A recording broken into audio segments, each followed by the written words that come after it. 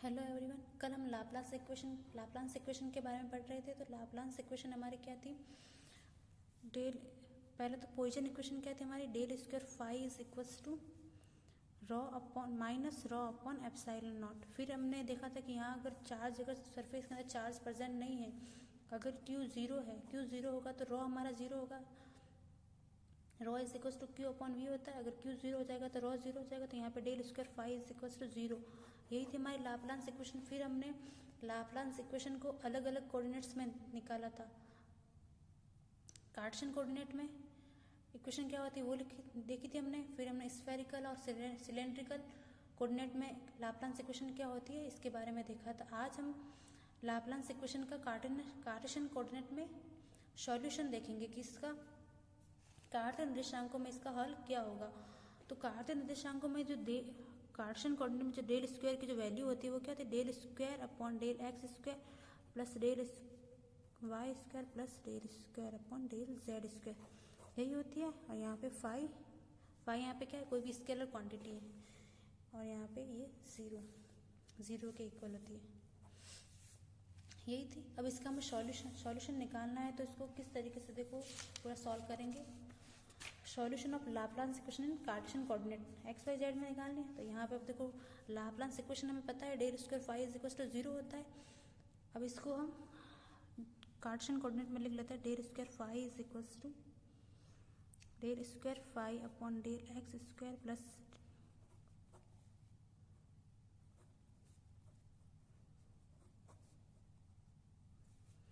ये हमारी हो जाएगी जीरो के इक्वल।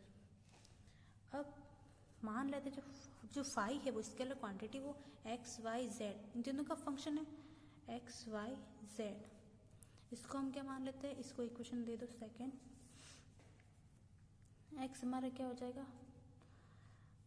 जैसे ये एक्स वाई और ये जेड, ये जो फाई है इसको हम एक्स वाई जेड का ये फंक्शन है तो इसको अलग अलग रखते हैं। ये एक्स का फंक्शन है, वाई का फंक्शन है और जेड का फंक्शन है।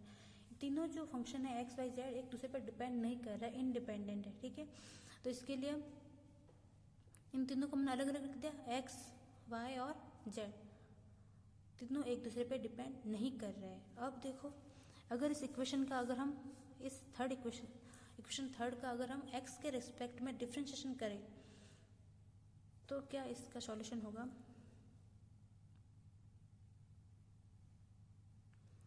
Del square phi upon del x square is equal to हो जाएगा एक्स डबल डैश और यहाँ पे वाई और जेड एज इट इज। देखो एक्स के अभी हमने देखा कि ये जो इक्वेशन है वो एक्स और वाई और जेड तीनों एक दूसरे पर डिपेंड नहीं कर रहे। तो जब हम एक्स के रिस्पेक्ट में अगर इसका डिफ्रेंशिएशन करेंगे, दो बार हमने इसका डिफ्रेंशिएशन किया, इसका डबल डेरिवेटिव निकालेंगे हम, तो वाई और जेड यहाँ पर कांस्टेंट रहेंगे। तो del square phi upon del x square, यहाँ पर डैश डबल डैश का यहाँ मतलब डबल डेरिवेटिव इसका, और ये वाई जेड। ऐसे कैसे? अगर हम वाई के लिए करें तो del square phi del y square is equal to हो जाएगा एक्स वाई डबल डैश और जेड। और जेड के लिए del square phi upon del z square is equal to हो जाएगा x y z double dash. यहाँ पे ये फंक्शन वाई का है और ये जेड का फंक्शन है। अब ये जो सारी वैल्यूज है इस इक्वेशन सेकंड में हम पुट कर देते। इक्वेशन सेकंड में ये वैल्यू रखोगे तो यहाँ पे क्या हो जाएगा? डेल ये जीरो के इक्वल है। यहाँ पे x double dash y z plus x y z plus x Y और यहाँ पे जेड का double derivative is equal to zero. ये हो गई इक्वेशन नंबर फोर्थ। अब इक्वेशन फोर्थ को एक्स वाई जेड से डिवाइड कर देते हैं।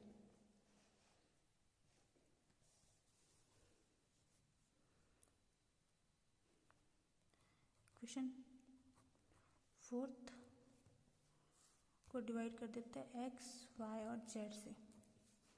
जब इसको एक्स वाई और जेड से डिवाइड करोगे तो X double dash upon X plus Y double dash upon Y, या ये z इज इक्वल टू हो जाएगा 0।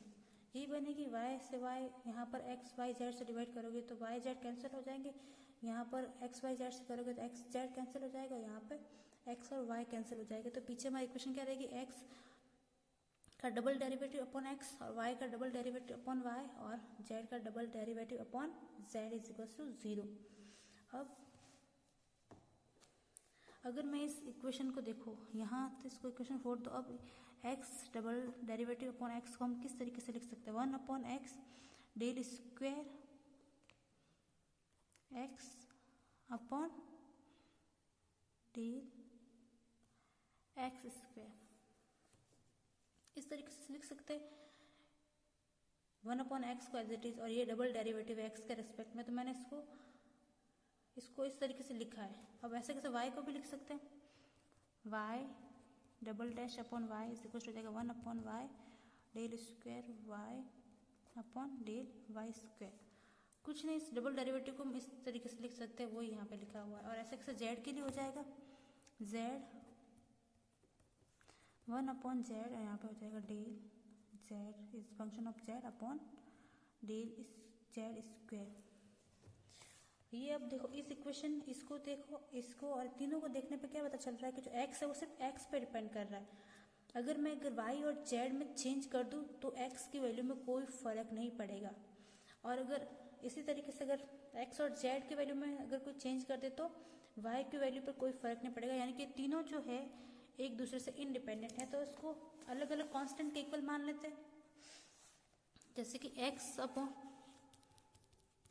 इसको हम alpha square minus alpha square के इक्वल मान लेते हैं, कांस्टेंट के equal.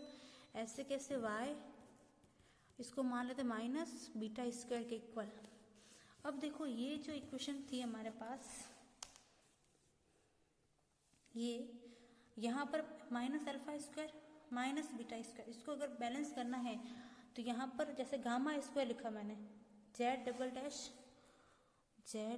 Upon z is equal to gamma square.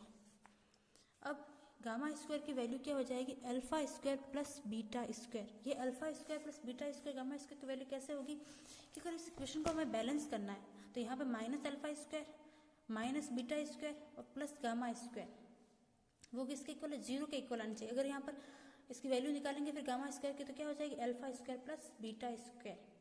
या फिर इस तरीके से देख लो, यहाँ पर minus alpha square minus beta square और यहाँ पर रखेंगे plus alpha square plus beta square, तो कैंसिल आउट होकर इक्वेशन हमारी बैलेंस हो जाएगी, 0 आ जाएगा।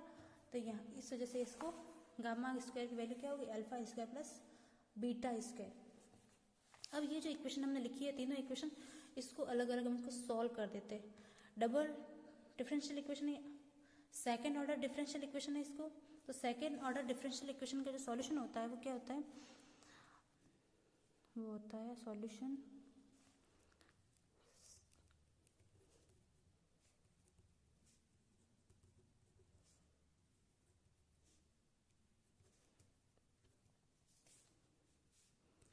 e की power alpha x c1 cos beta x plus c2 sin beta x.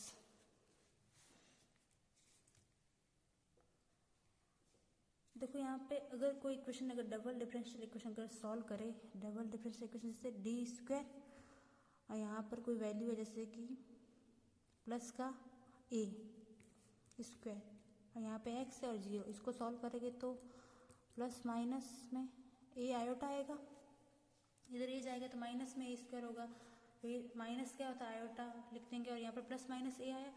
अगर ये इस फॉर्म में इक्वेशन बनती है जैसे कि हमारी अल्फा प्लस आयोटा बीटा, इसी फॉर्म में बनेगी। यहाँ पर अल्फा की वैल्यू क्या होगी 0 और बीटा की वैल्यू क्या होगी ए, इस फॉर्म में बन रही है सॉल्यूशन। तो इसका जो सॉल्यूशन होता है वो ये होता है ए की power alpha x c1 cos beta x plus c2 sin beta x.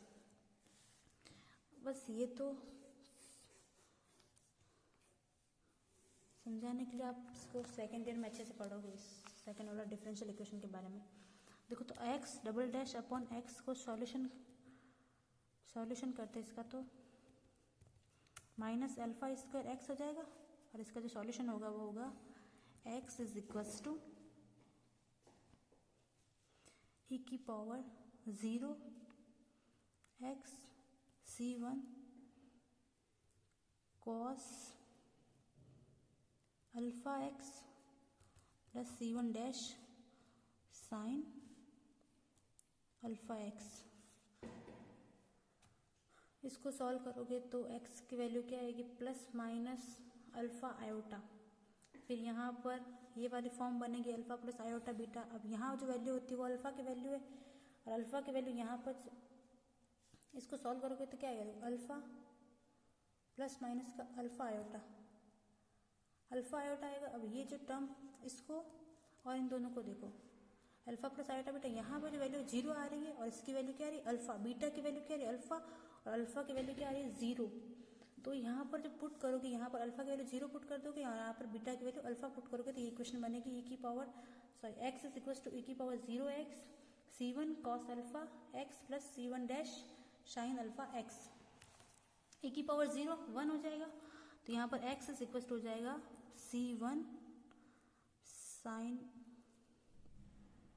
दोनों कांस्टेंट दिया था, इसको पहले लिख लेते, sign alpha x plus c1 dash, थोड़ी सी गड़बड़ हो गई यहाँ पे, कॉस अल्फा x। ऐसे कैसे y का सॉल्यूशन होगा, तो y के लिए हो जाएगा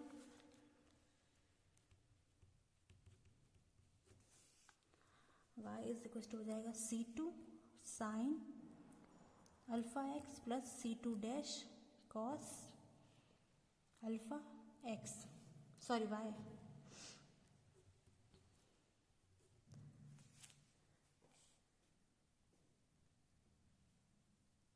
यहाँ पे बीटा आएगा ना, यहाँ पे बीटा और यहाँ पे भी बीटा आएगा जब इसको सॉल्व करोगे तो y डबल y, और यहाँ पर किसके इक्वल, माइनस बीटा स्क्वायर के इक्वल है, तो यहाँ पर प्लस माइनस का आयोटा बीटा आएगा, तो यहाँ पर बीटा की वैल्यू बीटा ही है, और z इज इक्वल टू हो जाएगा c3 sine hyperbolic gamma z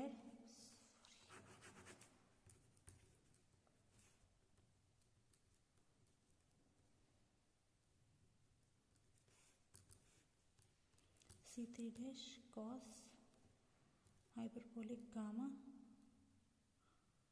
z। ये तीनों सॉल्यूशन आ गए हमारे, x y और z की वैल्यू आ गई। अब इसको इस इक्वेशन में, इक्वेशन नंबर 3 में रख देते हैं, तो फाई की वैल्यू मिल जाएगी हमें। तो phi x y z is equal to हो जाएगा c1 sine alpha x plus c1 dash cos alpha x plus c2 sine beta y plus c2 dash cos beta y c3 sine hyperbolic gamma z plus c3 dash cos hyperbolic gamma z। ये इसका solution आएगा। तो यही Laplace equation का Cartesian coordinate में solution है। अब यहाँ पर ये टॉपिक हमारा ख़त्म होता है। नेक्स्ट टॉपिक है हमारा बाउंड्री कंडीशन।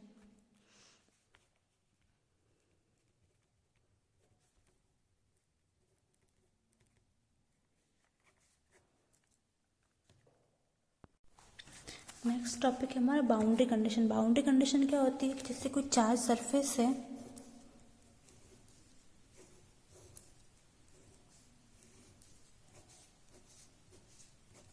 इसके ऊपर के पॉइंट्स पे और नीचे के पॉइंट्स पे जो इलेक्ट्रिक फील्ड या फिर पोटेंशियल, उसकी क्या वैल्यू है, उनका जो रिलेशन होता है वही हमारा होता है बाउंड्री कंडीशन।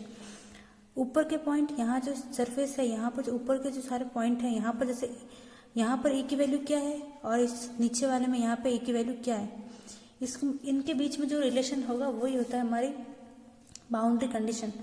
अब बाउंड्री कंडीशन इलेक्ट्रिक फील्ड के लिए, पहले हम इलेक्ट्रिक फील्ड के लिए बाउंड्री कंडीशन निकालते हैं। देखो बाउंड्री कंडीशन डेफिनेशन क्या होती है? किसी आवेशित पृष्ठ के समीपवर्ती ऊपर तथा नीचे के बिंदुओं पर विद्युत क्षेत्र के संबंध को परिसीमा प्रतिबंध कहते हैं। परिसीमा प्रतिबंध बाउंड्री कंडीशन कहते हैं। बाउंड्री कंडीशन ज्ञात करने के देखो, माना एक आवेशित पृष्ठ जिसका आवेश घनत्व सिग्मा है, जिसकी जो चार्ज डेंसिटी है वो क्या है, सिग्मा, और ऊपर तथा नीचे के पृष्ठ का क्षेत्रफल है वो ए है। जो ऊपर का जो हमारा जो सरफेस था और जो नीचे का सरफेस है उसका जो सरफेस एरिया है वो ए है, दोनों का, ऊपर वाले का और नीचे वाले दोनों का सरफेस एरिया ए है। तथा इसकी जो मोटाई है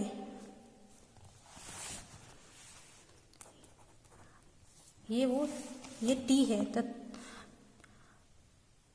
चूंकि हमारा जो पृष्ठ आवेश घनत्व सिग्मा है, चार्ज डेंसिटी सिग्मा है, तो सिग्मा की वैल्यू क्या होती है, क्यू अपॉन ए। तो क्यू की वैल्यू क्या आ जाएगी, सिग्मा ए। अब देखो यहाँ अगर हम मान लें कि जो मोटाई है इसकी टी वो लगभग 0 के इक्वल है, लगभग 0 हो जाएगी, तो ये वाली जो सरफेस है यहाँ से ये किस तरीके से हो जाएगी, ऊपर ये ऐसे और ये नीचे, यानी कि जो यहाँ से जो फ्लक्स पास होगा वो सिर्फ ऊपर वाले सरफेस वाले और नीचे से ही पास होगा। बाकी जो सरफेस है वहाँ से जो फ्लक्स निकलेगा वो लगभग 0 होगा, उसको हम नेग्लेक्ट कर देंगे। तो फाई की वैल्यू क्या होती है, फ्लक्स की ई डॉट डी ए। पहले तो हम निकाल लेते हैं इसके नॉर्मल कंपोनेंट के लिए, बाद में हम निकालेंगे टेंजेंशियल कंपोनेंट के लिए। तो नॉर्मल इस तरीके से होगा, तो phi is equals to perpendicular above D A minus E perpendicular below D A is equals to क्या हो जाएगा, गॉस लॉ से क्यू अपॉन एप्सिलॉन नॉट। अब क्यू की वैल्यू यहाँ से सिग्मा अपॉन ए यहाँ पे रख देंगे, तो ई परपेंडिकुलर एबो डी ए, ऊपर वाले पृष्ठ के लिए फ्लक्स की वैल्यू ये और नीचे वाले पृष्ठ के लिए ये, माइनस साइन दोनों अपोजिट डायरेक्शन में है इसलिए, बिलो यहाँ पे D O is equal to sigma A upon epsilon not.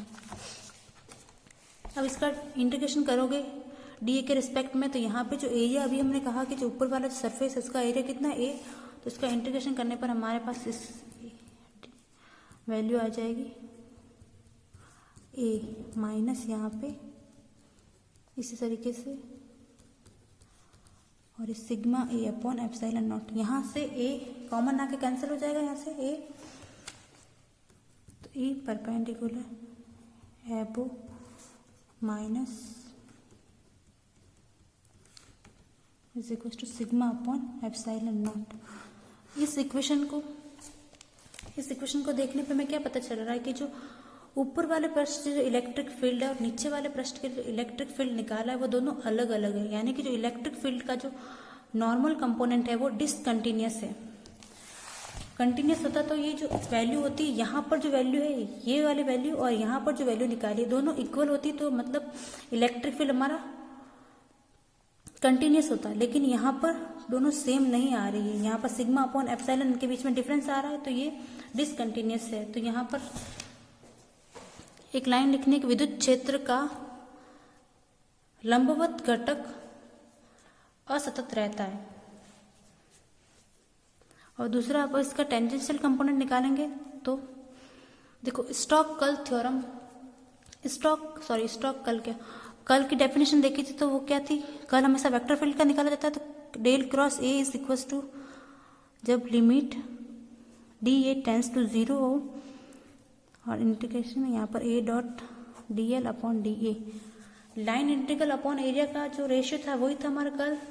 अब यहाँ जो इलेक्ट्रिक फील्ड है वो एक संरक्षित क्षेत्र है, कंजर्वेटिव फील्ड है आपका, और कंजर्वेटिव फील्ड का जो कर्ल होता है वो हमेशा 0 होता है। तो डेल क्रॉस ई हमारी वेक्टर क्वांटिटी है, तो यहाँ पे हो जाएगा लिमिट डी ए E dot d l upon d ए। इसका कर्ल 0 होगा, यानी कि ये वैल्यू पूरी 0 के इक्वल होगी। जब ये पूरी वैल्यू 0 के इक्वल है तो इससे E.dl की वैल्यू क्या आ जाएगी, 0। बस यहाँ पर इसका, अब हमें इसका टेंजेंशियल कंपोनेंट निकालना है, स्पर्श रेखीय घटक निकालना है। तो यहाँ पे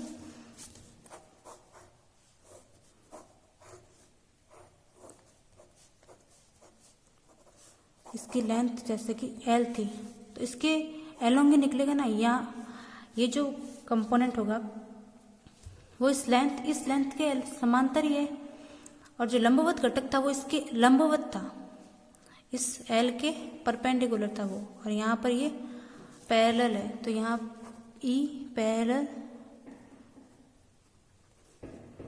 डॉट dl माइनस यहाँ पे हो जाएगा dl इज इक्वल टू 0। अब वापस वही यहाँ पर इसका इंटीग्रेशन करोगे, यहाँ पर भी इसका इंटीग्रेशन करोगे तो वो L हो जाएगा, और L यहाँ पर 0 के इक्वल हो जाएगा। E पैरेलल माइनस यहाँ पे L और यहाँ पर बेलो इस यहाँ पे L और ये 0, L कॉमन लेके यहाँ पे 0 हो जाएगा। तो FO इज इक्वल टू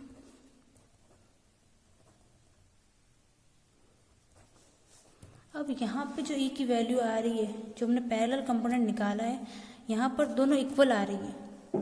ऊपर वाले सरफेस के लिए और नीचे वाले सरफेस दोनों के लिए इसकी इलेक्ट्रिक फील्ड की जो वैल्यू है वो इक्वल आ रही है। इसका मतलब है जो इलेक्ट्रिक फील्ड का जो टेंजेंशियल कंपोनेंट है वो कंटिन्यूस है।